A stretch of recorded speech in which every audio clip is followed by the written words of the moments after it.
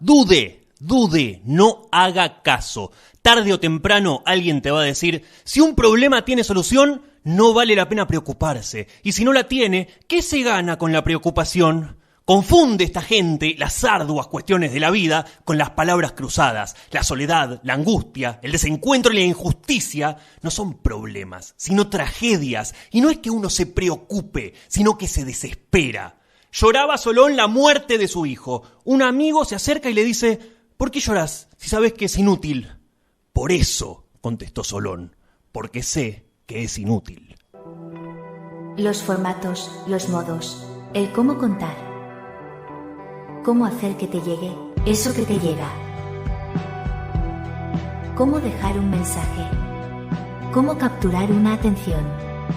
Cómo lograr no solo transmitir el saber, sino el entender. Cómo contar cosas. Un podcast de antología por Radio Éter. Bueno. En el especial de hoy vamos a hablar de un número uno, de la radio, del humor, de la improvisación. Una persona conocida por muy pocos jóvenes y por muchos de los más viejos. Escritor, pianista, hombre de radio. No es filósofo, pero carajo que sabe de la vida y de la sabiduría. No es historiador, pero bien que sabe de historia y de prehistoria. No es locutor, pero mierda que ha transformado la historia de la radio. En el especial de hoy, un especialista en cómo contar cosas. Crónicas del Ángel Gris, El libro del fantasma, El bar del infierno, Cartas marcadas, Notas al pie, Demasiado tarde para lágrimas y La venganza será terrible. Todo esto y mucho más en Cómo contar a Alejandro Dolina. Cada vez que empieza un programa o cada vez que vengo aquí a contestar, tengo miedo de que suceda un accidente tal que me revele como el imbécil que soy. Que es un poco lo que nos pasa a todos. Mi abuelo decía, mejor quedarse callado y que todos piensen que sos un idiota que abrir la boca y confirmarlo. Pero Dolina no es el caso en absoluto. Es más, la gente no solo espera que hable, sino que le tiene paciencia. Cuando habla Dolina, calla el mundo y escucha. Una costumbre que se ha hecho cada vez más escasa, escuchar al otro. Hay varios mundos para encarar a Dolina. Muy a su pesar, la faceta musical la vamos a dejar a un costado, por ignorancia sobre todo. Y no es que tenga conocimiento por todo lo demás, pero lo que a él le hace bien de verdad es tocar el piano. El tipo sabe todos los tangos del mundo porque su padre se los hacía tocar. Dice que de hecho por eso se sabe todo, si no se sabría solo lo que le gustaran. Pero sacando ese amplísimo mundo, la carrera profesional de Dolina abarca la literatura y la radio, pero también el pensamiento. Ambas disciplinas las maneja con virtuosidad. Yo creo que entré por ambas, pero la primera fue la radio. Mi vieja golpeó la puerta de mi habitación una noche y me dijo, por favor que escuche a Dolina, que por favor escuche a ese viejo que yo no tenía ni idea quién era. Un programa que va de 12 de la noche hasta las 2 de la mañana. Un programa que tiene público presente y banda en vivo. Un programa de radio que lleva 30 años en plena vigencia. Si uno hiciera lo mismo durante 30 años, probablemente se aburriría. Yo no siento que eso sea así. Lo que se repiten son los horarios, el lugar de trabajo, pero el programa es muy distinto a lo que era, ¿no? Absolutamente distinto. Algunas personas han cambiado, es decir, han sido sustituidas por otras, y otras han sido sustituidas por ellas mismas. Dice, el hombre de hoy sustituye al de ayer. Lo que quiero decir es que Barton no es Castelo, y yo no soy yo. Wikipedia, sobre todo yo no soy yo. Dolina y Castelo arrancan un programa en AM, muchos años atrás, Demasiado tarde para lágrimas. Al programa no le va muy bien y lo mandan para la noche, cosa de ir corriéndolos para el costado para darles el raje, pero el horario marginal lo realza, le da el público que necesitaba y de pronto se prende, se hace épico. Con el tiempo se suman Rolón, Stronati, que hacen un trío histórico, y más adelante pasó Gillespie, La Negra Bernasi, Coco Silly, Gabriel Schurz, el ya histórico Patricio Barton. Escuchen esto que grabé cuando estuve acá, en Éter, en el año 2013, escuchando locución. Según la Wikipedia, Alejandro Ricardo Dolina es un escritor, músico, conductor de radio y de televisión y actor argentino. Realizó estudios de Derecho, Música, Letras e Historia. En su programa de radio, La venganza será terrible, Alejandro Dolina tiene una habitual sección. Hágase el fino, usted que es un chancho. Es nuestra habitual sección. Las mujeres de hoy en día no saben hacer un guiso. Nuestra habitual sección. Vas a ver cuando venga tu padre. nuestra habitual sección. Nos vamos de campamento, bororón, borón, borón. Es nuestra habitual sección. Durante años llena las tertulias del Café Tortoni y propone un esquema muy novedoso en radio. Inimaginable, como por ejemplo un tipo que hace sombras chinescas en la radio. ¿Cómo podés hacer un contenido sonoro sobre sombras chinescas? Algo que solo se puede ver. Dolina, el mago Washington Tacuarembó y el cómo contar sombras en radio. La vuelta al mundo en 80 días, maestro. ¡Oh, mira qué hermoso! Ahí está, Phileas Fogg. Bueno, protagonista de la hermosa novela de Julio Verne. La vuelta al mundo en 80 días. No. ¡Ah, el globo! ¿Con qué hará el globo? Con un dedo inflamado que tiene, mire, hace el globo. Ahí tiene un panadizo. Ahí está, muy bien. El programa es un éxito total y después se transforma en un histórico programa de radio. No son muchos los programas que van de 12 de la noche hasta las 2 de la mañana y además la radio tiene la ventaja frente a la tele o al stream de que podés escucharla con los ojos cerrados. Entonces fueron muchas las noches en las que me fui a dormir escuchando a Dolina. Y a Dolina le dice mucho eso, que lo fueron a ver hace muchos años porque el programa siempre fue con público presente, que se acostaban con su voz, que los hizo reír en momentos malos. Y esos cuentos, ese yo un día fui a Caras y Caretas, yo un día fui al galpón ese de Gorriti, en definitiva, más allá de cualquier aspiración, dice Alejandro, es la mayor recompensa del artista. Y yo agradezco eso. Yo creo que quizá la recompensa mayor que un artista puede tener son esos cuentos. Porque muchas veces uno hace una creación artística, vamos a llamarle así pomposamente, creyendo que la hace en total soledad. Pasan los años, viene alguien y te cuenta que estuvo allí, que de algún modo se conmovió o lo que sea. Y entonces uno resignifica el pasado, lo ilumina con una luz de compañía que antes no tenía. Quiere decir que el pasado se puede modificar a partir de alguien que te dijo que no estabas tan solo como creías. ¿Qué mejor recompensa pueden darme para hacer esta minucia, ¿no? Resignificar el pasado, iluminarlo con una luz de compañía que antes no tenías. Hay mucha poesía en la palabra de Dolina y vamos a meternos más adelante con eso también. Pero hablando del pasado, hablemos un poco de la longevidad de este producto, de este contenido. Desde el año 85 hasta el 2025 son 40 años de actividad.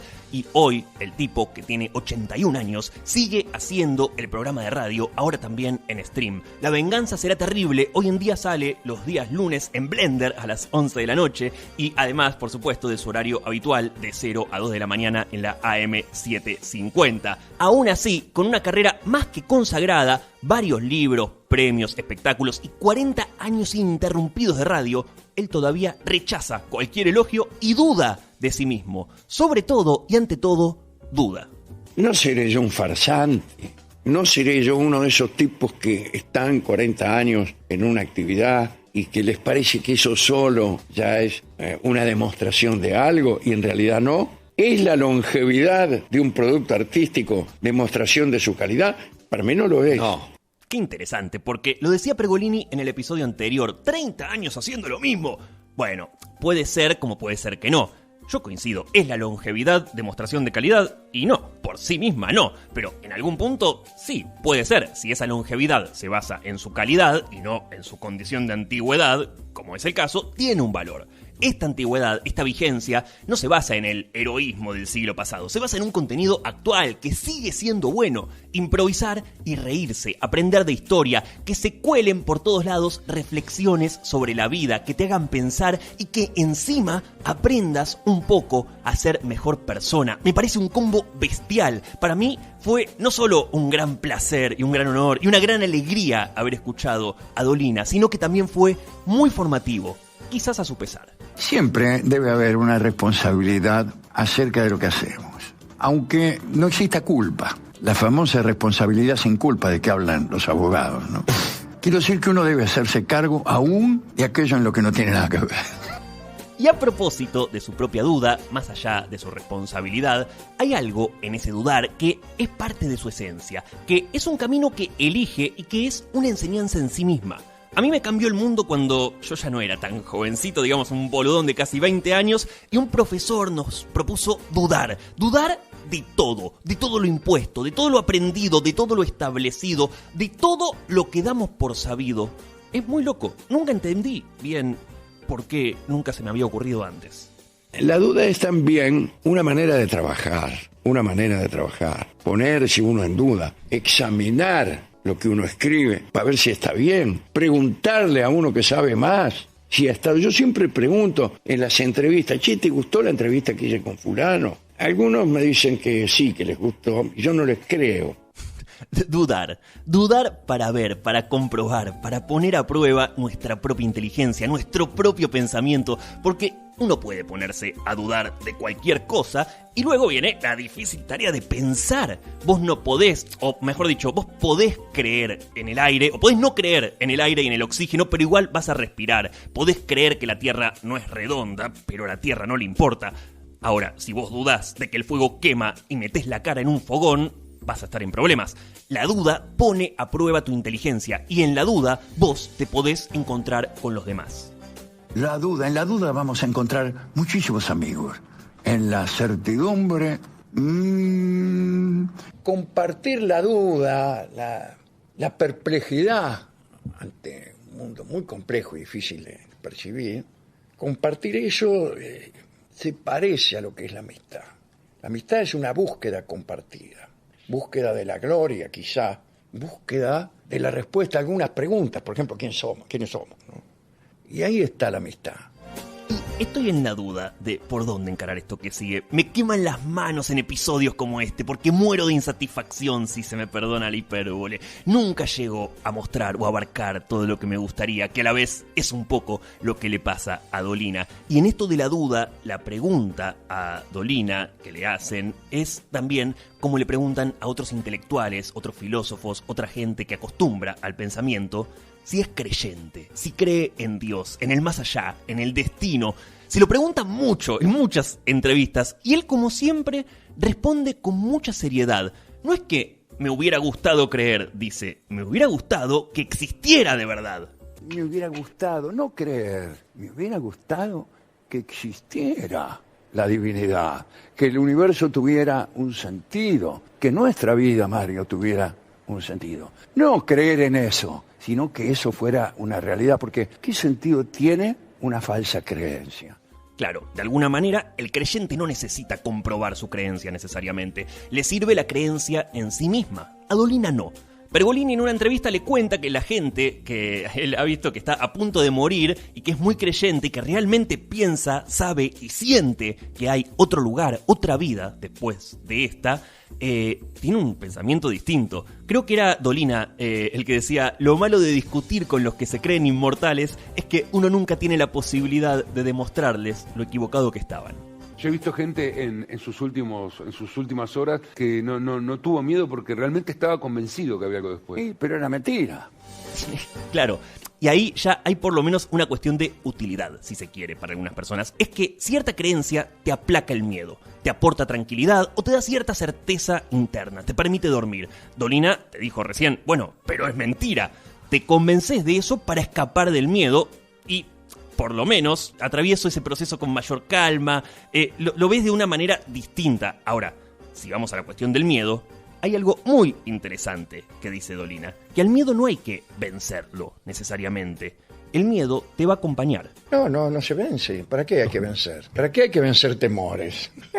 Vaya con miedo.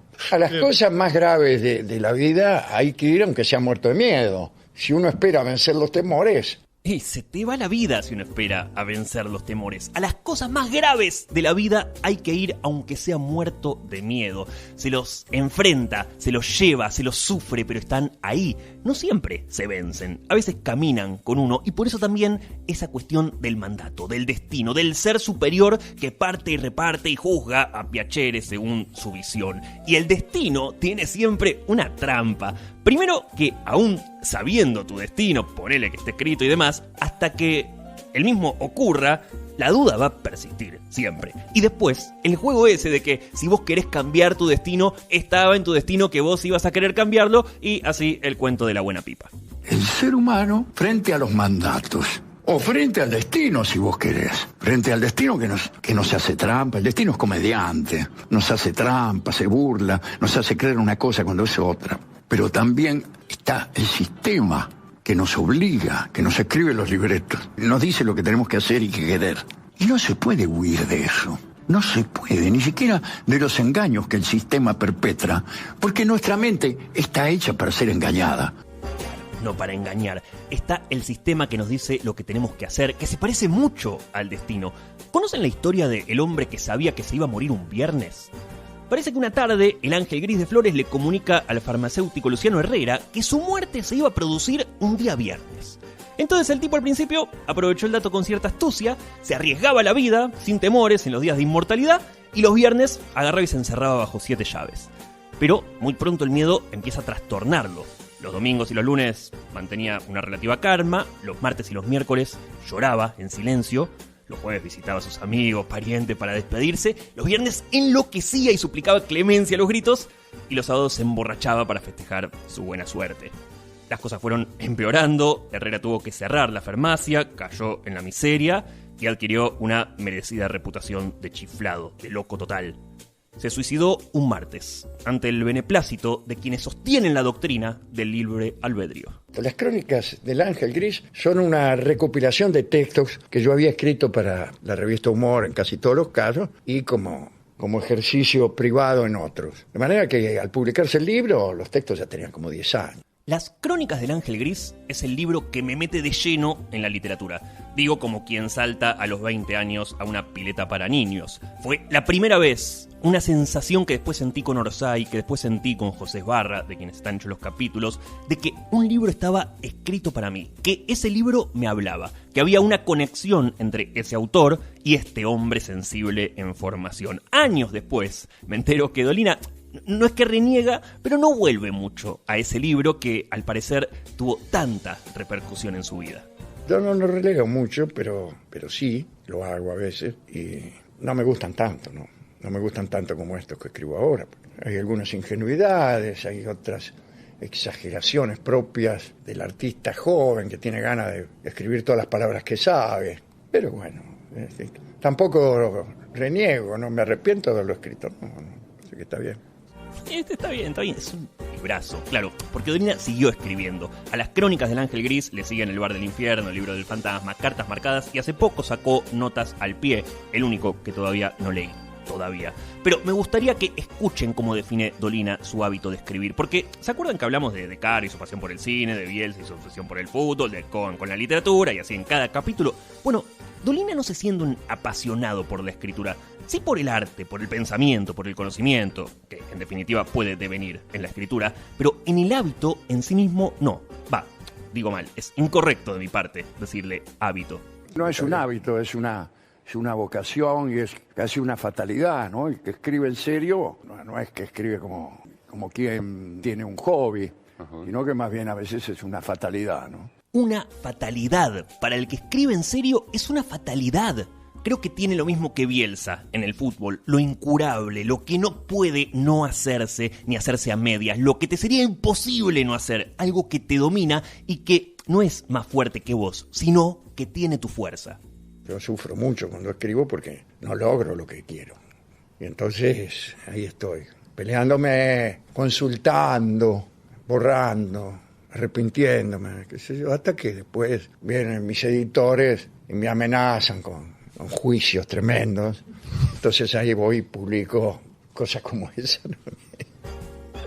Como que publica por cansancio, dice, salvando las distancias, me pasa igual, con este y con cada episodio, lo disfruto y a la vez lo sufro. Nunca queda como quiero, son horas y horas de cranear, de probar, de intentar, hasta que en algún momento se suelta. Siempre podés agregar una palabra más en un libro, siempre podés dar una pincelada más en un cuadro, hacer un arreglo más en un tema musical. La obra se abandona, se entrega el último borrador, decía Abelardo Castillo. Pero escuchen cómo se gestan las Crónicas del Ángel Gris antes de ser considerado un libro, cuando eran apenas unas pequeñas historias que salían en la revista Humor.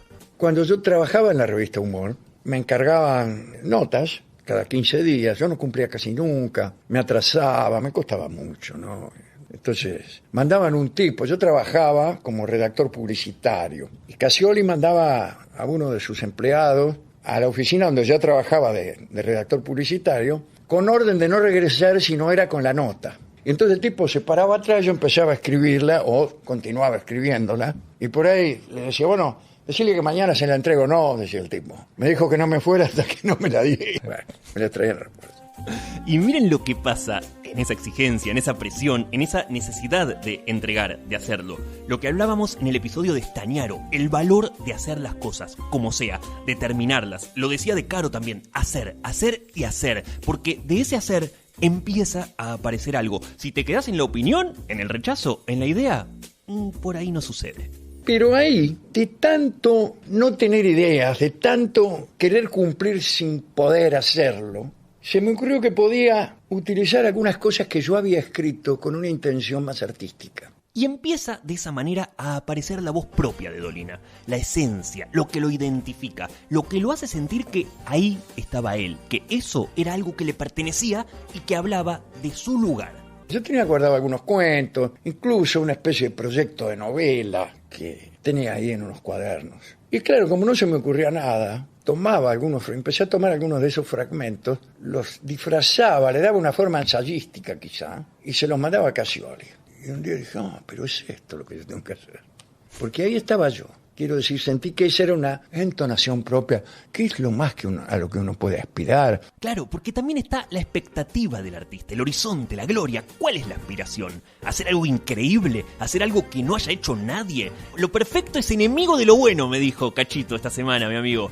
La búsqueda incesante de la perfección puede impedir justamente que se complete algo bueno o algo suficientemente bueno. Cada escritor no puede ser una revolución, algo que nunca se ha hecho, no. Ese afán de originalidad no conduce a nada. Pero tener apenas por un rato un acento propio, eso se puede. Y ahí es donde, por casualidad, lo conseguí, creo. ¿Y de qué manera? ¿Qué pluma que nos ha dado, sobre todo a los malos lectores, a los que pensamos durante toda la vida que no nos gustaba leer, a los que nunca leen nada? Pueden leer a Dolina, que es una pésima manera de venderlo, porque la gente que sabe también lo reconoce y lo ha reconocido, pero más allá de eso, la exigencia propia siempre está. Y en esto hay una reflexión que me interesa también compartir. Esta cosa de, podría haberlo hecho mejor, tener que entregar, bueno, me haces entregar, pero si me das un poco más de tiempo, esta cuestión de abandonar la obra, de entregar para cumplir con plazos industriales, de publicar, por fin, un libro en vez de seguir escribiendo abajo de la almohada y acumulando relatos. En definitiva, uno hace lo mejor que puede. En algún momento tenés que decir, bueno, esto es lo mejor que yo puedo hacer. O no sé, pero bueno, esto es lo que hice. Mal haría yo en decir, no, me parece que no. O peor todavía, me parece que puedo hacer algo mejor que eso. Bueno, si podés hacer algo mejor, ¿por qué no lo haces? Hacelo. Hacelo. ¿Qué, vas a menos? No, eso es lo mejor que yo puedo hacer. Todo es lo mejor que yo puedo hacer, lamento decir. Si pudiera hacer algo mejor, pues lo haría. El hombre que va a menos. El protagonista ha nacido con una dotación formidable. Es inteligente, valeroso, viril y apuesto. Sin embargo, durante toda su vida va a disimular estas cualidades, tal vez para no apabullar a los demás. Va a fracasar en sus estudios por fingir desconocimiento, aún poseyendo erudición. Va a renunciar a espléndidas mujeres y se va a casar con una verdadera bruja. Va a retroceder ante rivales que en realidad desprecia y que podría vencer. Va a cometer injusticias para no sentir la soberbia de ser bondadoso. Se va a rodear de amigos miserables y le va a hacer el homenaje de parecerse a ellos. Va a tener gustos exquisitos, pero los negará para mentir regocijo ante las cosas más despreciables. Una noche va a sentir venir la muerte y no va a tener miedo, pero va a gemir como una mula. Jamás recibirá recompensa en este mundo, y tal vez tampoco en el otro. El hombre que va a menos, de Alejandro Dolina, en las crónicas del Ángel Gris. Eran cuentos, historias, todas ficcionales. Las di vuelta, les añadí un relato completamente ayuno de adjetivos y de énfasis. Y resultó bien. Más que bien resultó, generó un estilo, una forma de contar, aunque no vuelva a eso con orgullo o con amor, porque después fue tallando esa piedra preciosa y su literatura evolucionó y siguió el camino del pensamiento, de la inteligencia, del conmover y pudo, además, desarrollar profesionalmente sus artes. Gustosamente hubiera hecho gratis todo lo que hice en mi vida por algún dinero. Ganarse el sustento, poder hacerlo mediante una actividad tan luminosa, tan gozosa, es un privilegio. Privilegio que hay que garpar haciéndolo lo mejor que uno pueda. lo mejor que uno pueda, tomárselo en serio al arte. No es una boludez, es algo fundamental en la vida. Parece una exageración, pero todo lo contrario. Ya nos vamos a meter en profundidad sobre el valor de la cuestión artística, pero acá hace foco en la dedicación, en el estudio, en la preparación. Ya que te pagan por escribir, trata de hacerlo bien dentro de tus posibilidades. ¿Qué significa tratar de hacerlo bien? Empezá a leer lo que escriben otros, a ver si aprendes algo.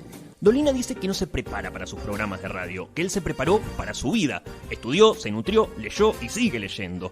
Eso después se vuelca. El conocimiento es algo que realmente cumple con la nefasta teoría del derrame. Cuando escuchás un tipo que te hace creer que sabe, vos también creés que empezás a saber. Y ese mundo de la radio y de la literatura que parece tan cercano, que es una persona expresando por distintos medios, que son expresiones artísticas de una vereda similar, Dolina marca una diferenciación, que la radio es más fácil. La radio es más fácil que escribir. Y no lo dice en detrimento de la radio, que dice que es genial y todo eso. Pero cuando escuchás los argumentos, queda en claro que hay una diferencia. La radio es extraordinaria. Nosotros vamos a un horario todos los días, hay unos amigos, nos reímos un poco. Seguimos el tono de una conversación. Es más fácil conversar que escribir la Divina Comedia. Vamos. La escritura no tiene eso. Tiene, en principio, una soledad aterradora y una complejidad, finalmente, que es mayor que esta de conversar y de armar más o menos bien sujetos y predicados. Qué tremendo. Es así, la literatura lleva consigo una aterradora soledad, como dice Dolina. Hay quien escribe en compañía y demás, pero al final del día, cuando hay que entregar, cuando hay que cumplir, cuando por fin hay que dejar registro en un papel o en algo digital de lo que uno piensa o lo que quiere decir, es en una aterradora soledad. Y hay algo del legado, quizás, de condensar un pensamiento, de dejar algo expresado para la posteridad, como decía Deleuze, algo que no se lleva el viento como las palabras de la radio, como las ocurrencias de la conversación. ¿Y para qué sirve, entonces? ¿En qué nos modifica que exista gente que se dedique a esto, que desarrolle esa parte de la cultura? El arte sirve para no morirse. Y así como se necesitan ojos, cerebro, oídos, para ver, para escuchar y para anticipar y modificar el entorno, también se necesita la posibilidad de reconocer la belleza, de disfrutarla, de crearla, llegado el caso. Y el que no la tiene vive peor, se muere antes, se extingue. Habla como si fuera una necesidad básica, una parte esencial de la condición humana. Y es cierto, es así. Quien carece de la virtud de poder apreciar, de disfrutar la belleza, vive peor, vive en estado de amargura, triste, con un apagón emocional. Hay pocos caminos para seguir, pero vale la pena. El arte, el amor, el conocimiento. ¿Qué más querés? Vale la pena encontrarte con alguna de esas emociones. Te hace sentir de otra manera. No es fácil, el mundo es terrible. Por eso, cuando te encontrás con placeres de esas magnitudes, es algo alucinante. Pasa, por ejemplo, en uno de los grandes temas de Dolina, que es el amor. Y es fácil de extrapolar, porque lo sabe cualquier persona que estuvo alguna vez enamorada, o alguna pasión que se haya encarnado en algún cuerpo. Lo que siente uno en el cuerpo está en el cuerpo y en el alma, si usted quiere admitir la existencia del alma, siquiera como una comodidad. Es tan peculiar, es tan raro, que es lo que más se parece a un milagro. Hay cosas que empiezan a pasar, se activa un mecanismo, pero en esa congregación de emociones casi sagradas, lo que pasa con el arte, con el amor y con el conocimiento va a ser a la distancia una diferenciación. En eso de para qué sirve. Una diferenciación en lo que es la utilidad en términos productivos, una utilidad en términos de ganancias, y una utilidad en términos en cuanto a expectativa de la propia búsqueda, de la búsqueda individual. ¿Para qué sirve que un hombre aprenda la ciencia o aprenda a filosofar? Sirve para sobrevivir, sirve para vivir mejor. Vivir mejor es el objetivo de un gobierno cualquiera. Que la gente viva mejor, no hay otro objetivo. No es bajar la inflación o sostener el dólar, va a decir Dolina. No es que el medio es lo que justifica el fin, la razón. Es vivir mejor. Ese es el fin, esa es la búsqueda, esa es la misión de cualquier gobernante. El gran tema es ponerse de acuerdo en qué es lo mejor, qué es vivir mejor. Decimos que la cultura, dice Dolina, es cómo se visten o qué comen y demás. Eso es cultura antropológica, pero la cultura también es la ciencia, la filosofía y el arte de una nación. Y debe defenderse en términos de lo útil o inútil que puedan ser la ciencia, el arte y la filosofía. Entonces, ¿para qué sirven esas cosas? No si dan ganancias, ¿para qué sirven per se?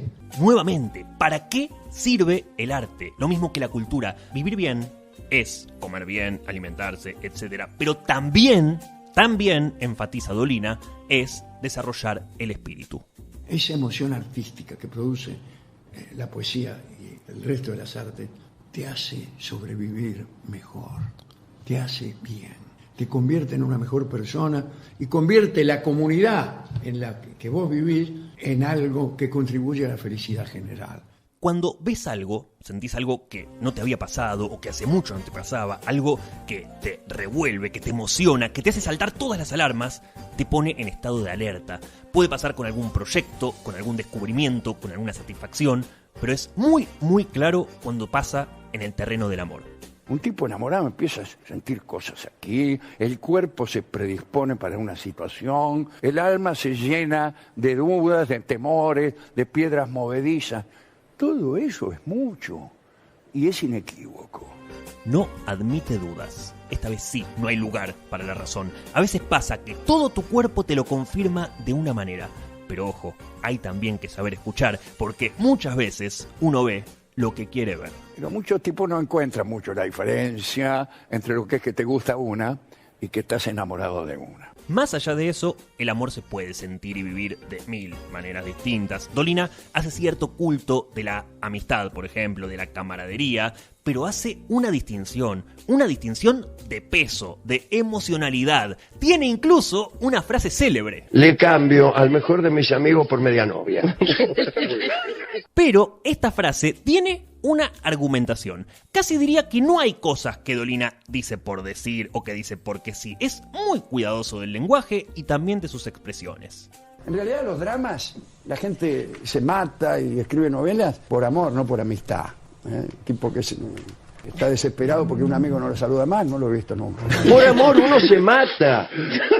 Nadie se suicida porque un amigo se muda. En cambio la gente se suicida por amor. De manera que yo creo que es mucho más importante en la vida de un hombre el amor. De tal modo que si uno comete una falta, una canallada, una deslealtad, una traición, por amor es perdonable, porque el amor vale más que la amistad. Y otra vez, como se lo dije al amigo, le cambio al mejor de mis amigos por media novia. Más allá de eso, cuiden a sus amistades. No es necesario elegir entre amistades y noviazgo. No es todo una competencia, pero es gracioso. Habla de Romeo y Julieta. No es que un amigo traicionó a Romeo y demás. El amor es más fuerte, decretó la película de Tango Feroz. Y en el amor, como en la vida, muchas veces está presente la crueldad y la estupidez. Dolina se reconoce en ambas veredas, increíblemente. También quizás como reflejo de uno mismo. He sido cruel algunas veces y he sido muchas veces un estúpido, que es una forma de ser cruel también, ¿no? La estupidez conduce a la incomprensión del otro y en consecuencia a la crueldad, ¿sí? Me parece interesante la forma de abordar la crueldad, la maldad, incluso a veces de manera no intencionada, muchas veces. La incomprensión del otro conduce a la crueldad y la incomprensión radica en cierta estupidez. Y habla también, en otro momento, de la maldad. Y una cualidad de la maldad que es difícil de identificar, que sucede parecido con la crueldad, porque solo es posible verla, o se ve más claramente, en el ejercicio del poder. La maldad pura no es fácil de percibir, porque solamente es efectiva cuando hay poder. A lo mejor yo soy el tipo más malo del mundo, pero como no tengo poder, nadie se da cuenta. ¿Y qué mal puedo hacer yo? El tema es cuando alguien muy malvado tiene mucho poder. Y entonces ahí los males que puede generar son cósmicos. Y sí, claro, en los males que puede generar alguien cuando llega a mucho poder son tremendos. Sí, acá, por ejemplo, Facu, a quien le agradezco de corazón la operación de este programa y de todo este año, fuera un hombre cruel, terrible, malvado. Por ahí lo más terrible que puede hacer es cortar el aire, poner un audio mal, y ni siquiera eso, porque ya yo soy testigo que hay programas que él odia y aún así no solo los opera con profesionalismo, sino que hace tareas de producción, llamando a gente, es una bestia. En cambio, la maldad, la perversidad, ejercida desde una posesión de poder, desde un lugar de daño o incluso de contención, como dice Dolina, te llena de desesperanza. La bondad y el fracaso te llenan de ternura y la violencia, la malevolencia te llenan de desesperanza. y atención, porque nos vamos a meter en la parte más profunda del episodio. Acá se habla mucho de la melancolía, quizás hay también como un aire de desazón, de cierto pesimismo que se puede respirar, y yo de alguna manera me siento así, soy eso en alguna parte. Nadie lo hace por suerte, pero si me preguntan qué pienso del futuro, de la vida, del mundo y demás, yo soy bastante pesimista al respecto de casi todo, y aún así llevo mi vida con holgada alegría, quizás fruto de los privilegios de los que gocé toda mi vida, pero incluso tengo una mirada optimista frente al mundo, por más que mi sensación sea de catástrofe total. Y en eso Dolina hace una reflexión que me convoca, que me une y que rechaza como contradicción el hecho de ser pesimista y aún así vivir de fiesta. El pesimismo está considerado como una especie de mal humor insoportable, de personas aguafiestas. A mí parece que no. Se puede ser pesimista y sin embargo bailar arriba de las mesas. Lo que hay es que a mí me gusta que mientras bailamos sobre la mesa, mientras se oye la música de los carnavales, mientras disfrutamos un ambiente incluso orgiástico, alguien me mire y me diga con la mirada: atención, que no me olvidé de nada. Y nos empezamos a meter en la cuestión trascendental de la vida, que vuelve de nuevo a lo del destino, a lo del sistema, al pesimismo y al optimismo. ¿Qué hacer frente a lo inevitable? Cacho, ¿cómo reaccionás ante la injusticia, ante la tragedia, ante la belleza, ante la ternura? ¿Cómo vivís esta vida de locura? ¿Cómo encarnás tu realidad, que es, en definitiva, la única que tenés, la única que vale, la única que cuenta? Yo prefiero esa clase de alegría. La alegría del que sabe que se va a morir, del que sabe que es mortal, del que conoce que la naturaleza humana es trágica y sin embargo se divierte. Y sin embargo se divierte y sin embargo compone milongas y baila tomando al tipo de adelante de la cintura. El saber que te vas a morir, qué tema trágico, ¿eh? En el cuento del farmacéutico era peor porque el tipo sabía el día, pero igual es algo que sabemos todos, nos vamos a morir. ¡Qué locura esa conciencia! Saber que te vas a morir. La vida es en gran parte una mierda, en gran parte también es genial y es un poco la gracia eso. Quizás todo tiene sentido solamente porque nos vamos a morir. El futuro es totalmente incierto, no hay garantía de nada, es una lucha constante por sobrevivir y aún así estar acá es un espectáculo. Como dice el Patio de los Lecheros en su cartel de bienvenida, vivir es increíble. Está la principal tragedia, que es que uno toma conciencia de su finitud. Bueno, uno quiere vivir siempre y más. Mirá qué cosa esto. Te lo dice uno que sospecha que está deprimido. La vida es hermosa. La vida es hermosa. Quiero vivir siempre. Quiero estar siempre aquí.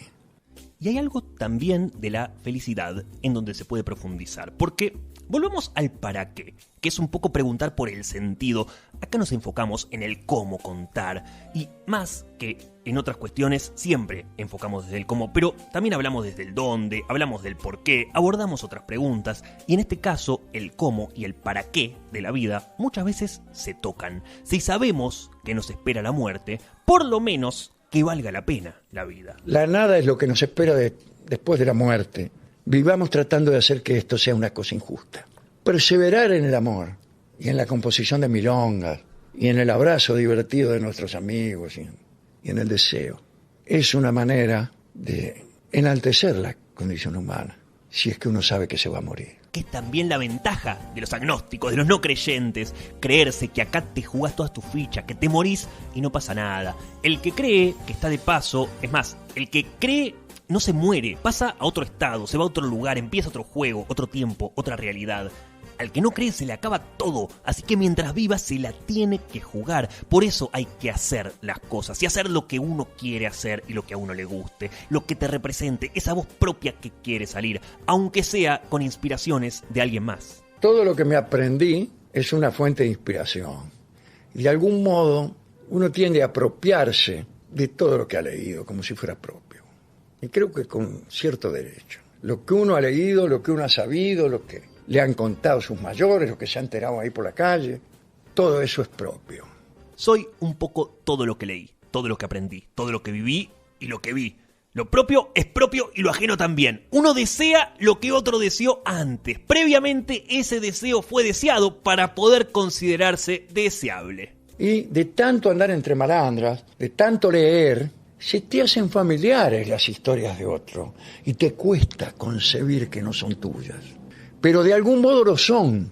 Lo que produce, a su vez, el efecto contrario. Del mismo modo, todo lo que digo, todo lo que pienso, todo lo que expreso, por más propio que suene, o lo que quiera, o que lo quiera yo hacer parecer, es ajeno, es de otros. Le pertenece seguro a alguien más. No quiere decir copiar los capítulos, pero quiere decir acordarse de un capítulo que se llama Las Catacumbas de París. Entonces vos te acordás de ese capítulo. Un capítulo larguísimo, extensísimo, casi fuera de la novela. Te cuenta todos los detalles de eso. Eso vos lo tenés en la cabeza y un día se te ocurre un cuento que sucede en las catacumbas de París. Y bueno, es que lo vayas a copiar a Víctor Hugo, si querés no lo copies. Empecé a estudiar sobre las catacumbas de París. ¿Y qué? Escribís algo que por ahí no tiene nada que ver con Víctor Hugo. Todo es un disparador, todo es un incentivo, un combustible, una imagen llave. Cualquier cosa puede devenir en cualquier cosa. Son excusas, hilos de los que tirar. El objetivo siempre es el mismo, estimular el pensamiento. Para eso sirve hacer, crear. No quedarse en esa idea de que otro ya lo hizo antes, de que esto se va a parecer a tal o cual cosa, que es la imitación de no sé qué. Agarrá algo que te guste, que te mueva, que te inspire y crea algo así con tu propia voz. Bueno, está bien, si vos haces otra cosa con eso, está bien. ¿Por qué renunciar? No, mira, iba a escribir un cuento sobre dos hermanos que se llevan mal, pero imagínate, ahí está la Biblia. Claro, un poco lo que hacemos acá, agarrar pequeños retazos de la vida, algunas respuestas, algunas reflexiones, algunos detalles que capturamos y reproducimos, y lo concatenamos, lo resignificamos, lo volvemos a poner en valor, dentro de un contexto, con un hilo, dentro de un marco, una manera de contar, un modo, un formato, lo que se conocía en la antigüedad como un programa de radio. Quizá la radio, como la conocíamos, ya murió. Esta no es la radio, este lugar, con su aparato de televisión. Por ejemplo, en los contenidos la radio ha cambiado. Todos los programas son programas editoriales y que tienen que ver con la realidad. En otro tiempo había numerosos programas artísticos. Claro, programas de teatro, de música, especiales. Hoy, en los grandes medios, prima la realidad, prima el periodismo. Yo mismo soy un bruto consumidor del periodismo. El streaming por ahí se vuelca un poco más al entretenimiento, pero después los programas artísticos son más de nicho, de creador, de segmento. La magia de la radio quedó en otro lugar y eso de alguna manera rescata a Dolina. Si bien la radio podría morir o estar muerta, en definitiva es la esencia de contar, de cómo contar cosas. Esa esencia sigue estando vigente. Cambiarán las formas, los modos, los envases, pero el contenido, el cuento, sigue estando ahí. Me gusta la gente que piensa y habla bien. Después no sé si me gusta la radio como institución. Entrada que dice Radio Belgrano, LR3. No sé si eso. Pero eso para mí no tiene magia ninguna. Eso que dicen que la radio es mágica, como medio, como invención. Mentira, el mágico es el tipo que está adelante. Carrizo es mágico. Un pianista que viene a tocar por radio produce un milagro, pero es un milagro pianístico, no radial. No es que es Yankelevich el mejor pianista que ha existido.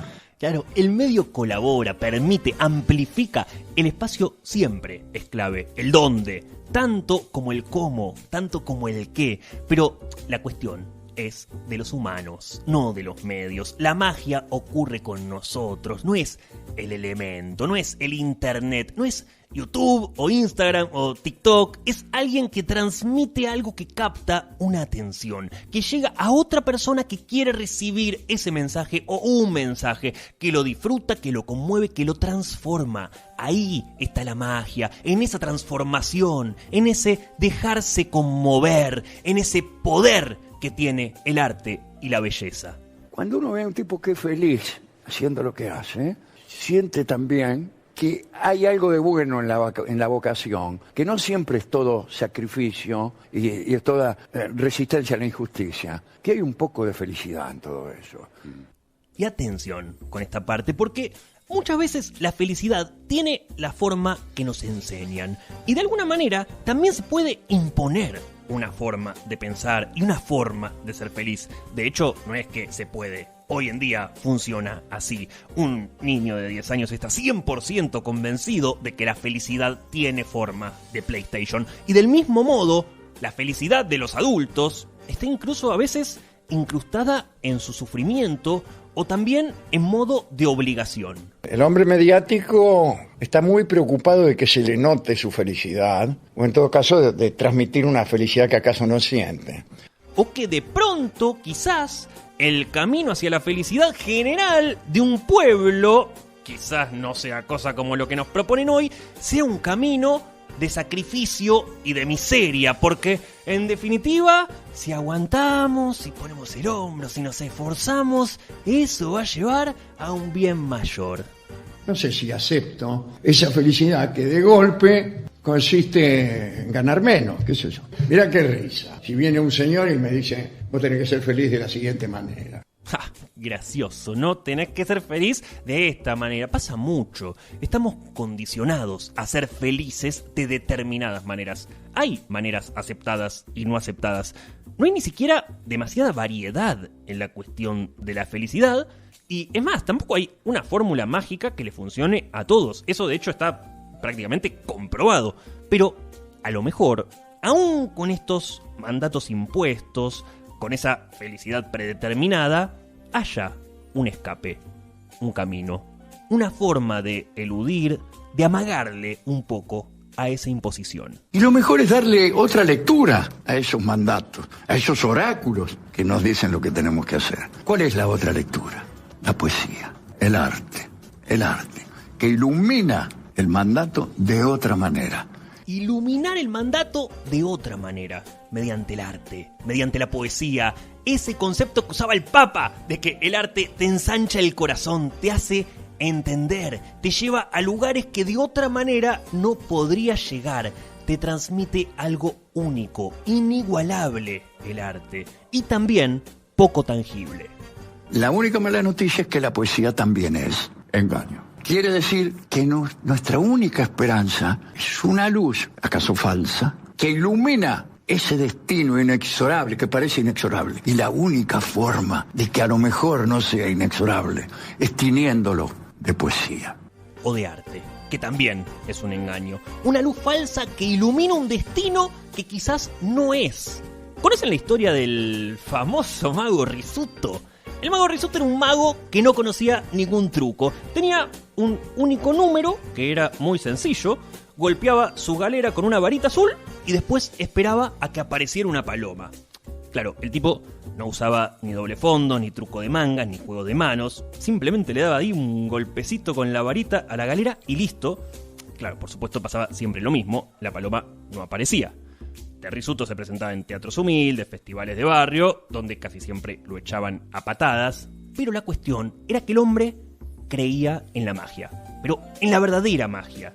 Y en cada actuación, en cada golpe, con su varita azul, estaba la verdadera esperanza de un milagro. Él no se contentaba con la técnica del engaño, con los trucos. Él quería que su paloma apareciera redondamente.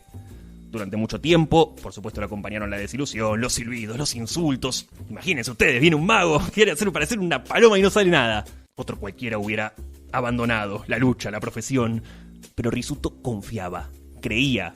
Resulta que una noche se presenta el tipo en el Club Fénix. Otros magos lo habían precedido. Cuando le llega el turno, da su clásico golpe con la varita azul y desde el fondo de la galera salió una paloma. Una paloma blanca que voló hacia una ventana y se perdió en la noche. Apenas si lo aplaudieron. Las muchedumbres prefieren un arte lleno de trampas aparatosas a los milagros puros.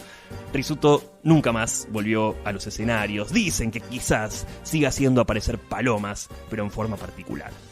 Necesito sentir otra cosa que no es el cumplimiento de los deseos.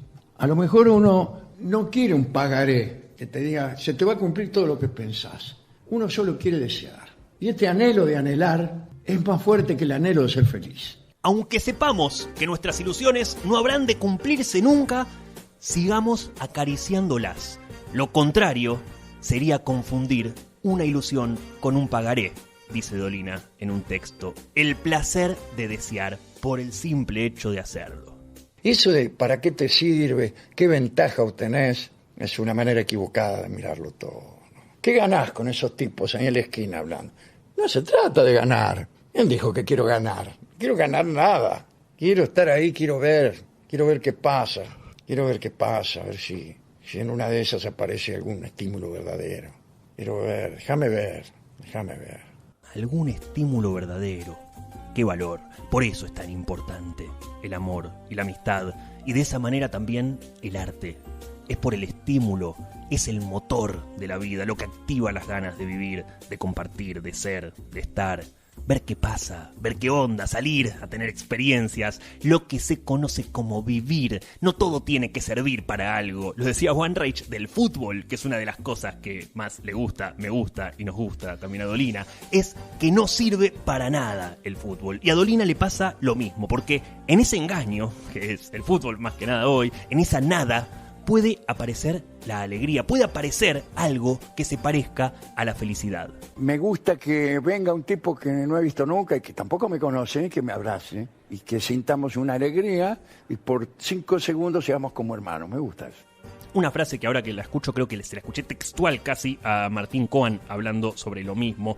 Cualquiera que haya vivido el placer de salir campeones del mundo y de vivir en la calle esa felicidad masiva del pueblo puede dar fe de algo único. Pasajero, momentáneo, superfluo quizás, pero único, hiperpopular, aunque sea todo parte del mismo engaño. Y en todo caso, esa clase de engaños consensuados es nuestra única esperanza. Y de esta manera nos vamos a despedir de este episodio especial. Como en cada episodio, con toneladas de material valioso que todavía queda por rescatar. Una primera lectura, un poquito del mundo de Alejandro Dolina, escritor, músico, artista, hombre de radio, ícono de la radiofonía argentina y creador del ciclo La venganza será terrible. La venganza no solo no es noble, sino que no funciona. Uno tiene deseos de venganza cuando está en una situación de inferioridad. Cuando alguien te oprime, cuando alguien te hace víctima, entonces tenés ganas de vengarte. Pero no podés vengarte en ese momento. Recién podés vengarte después si cambian las cosas. Y entonces el que está en situación superior sos vos. Hoy, en Cómo contar cosas, un especial del corazón. La voz que me acompañó en algunas noches y en algunos sueños de mi juventud. Cómo contar a Alejandro Dolina. Al caminar del tomiano, dique a la cabezada, malujosa y bien cuidada, que cadena de italiano. Un moño rojo galano batea el sol con su espamento, mientras el dueño contento con la mano hace bocina y grita por las esquinas: Durazno a 40 el ciento. Muchas gracias a Facu Sosa en la operación, a Miguel Ángel, a mi hermano, a mi madre, a toda la gente que escucha y a la comunidad de YouTube que no para de crecer. Blanca alpargata de lona, a rayas el pantalón, negra faja de algodón, la camiseta aprisiona. El funcino desentona, la pinta en ningún momento, porque en su requintamento sombrega la vista rana. Al gritarle a una fulana: Durazno a 40 el ciento. Nos volvemos a encontrar el martes que viene de 17 a 18 en Radio Éter en Cómo contar cosas en épocas de stream, un programa de radio. La flor del monte patrona, los briscos y los amarillos, y acariciando al tordillo un compás de tango entona. Tiene una frase burlona y un piropo en el momento, y mientras observa atento a una paica que transita, se sube la faja y grita: Durazno a 40 el ciento. Nos iría mejor si prestáramos más atención al pensamiento, al amor, al otro, a la conmiseración y al humanismo. Pero bueno, si lo único que nos interesa es nuestra persona y sus escuetos alrededores, entonces será más difícil salir de las dificultades. Dificultades que son colectivas, medio difícil solucionarlas de un modo individual. Hasta aquí. ¿Cómo contar cosas? Los formatos, los modos, el cómo contar. ¿Cómo contar cosas? Un podcast de antología. Martes de 17 a 18 por Radio Éter.